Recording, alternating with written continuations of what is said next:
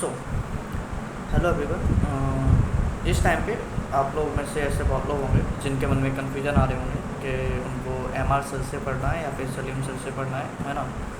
तो मैं आपको क्लियरली बताता हूँ कि मैं क्या सोचता हूँ, है ना, कि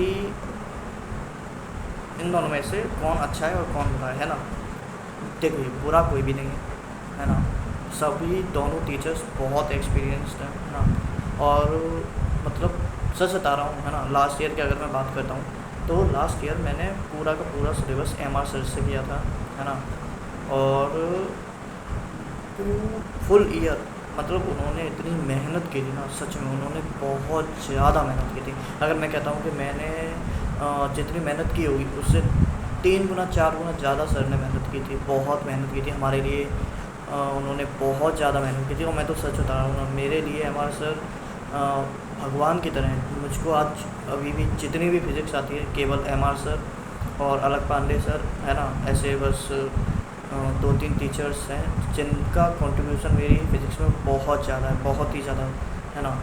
मैंने इनके अलावा कुछ ज़्यादा लोगों को नहीं देखा है, तो इन लोगों ने मुझे बहुत कुछ सिखाया है अभी तक, है ना। आगे भी मैं बहुत ज़्यादा इनसे सीखना चाहता हूँ, है ना। अब बात आती है कि अभी इस पॉइंट पे अगर जो लोग ड्रॉप में पहला साल है ना, पहला ड्रॉप है ना, या फिर जो भी कंटिन्यूस ड्रॉपर्स होते हैं ना, मतलब जिनको 1-2 ड्रॉप हो चुके हैं, है ना, तीसरा ड्रॉप है, चौथा ड्रॉप है, उन लोगों को पता होता है। उनको इतना ज़्यादा क्या कहते हैं, सेग्रीगेट करने में उनको वो नहीं लगता है, टाइम नहीं लगता है।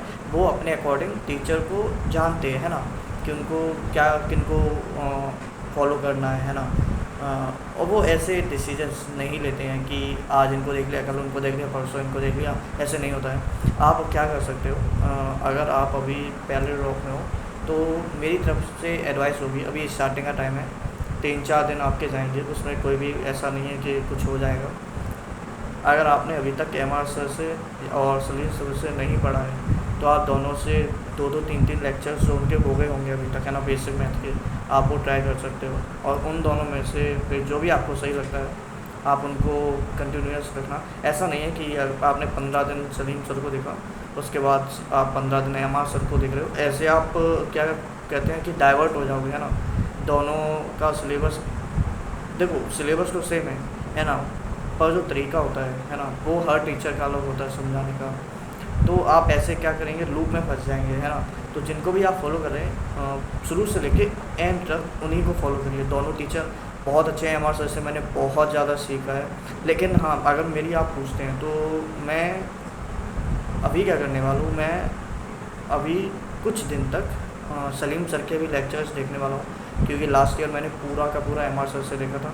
और ऐसा नहीं है उनकी गलती है कि पेपर इतना मैं कर मतलब पेपर में इतना बेकार पेपर गया, ऐसा हुआ, तो इसमें एमआर सर की बिल्कुल भी गलती नहीं है। एमआर सर ने वो पूरा सब कुछ पढ़ाया है जो पेपर में अभी तक आता रहा है, और हर साल उनके सिलेक्शन हुए। आप जानते हो, अभी आप नहीं जानते होंगे सर, मेरे ऐसे लास्ट ईयर बहुत सारे दोस्त हैं जो कि मेडिकल कॉलेज में गए हैं और वो भी एमआर सर से पढ़ते थे, है ना।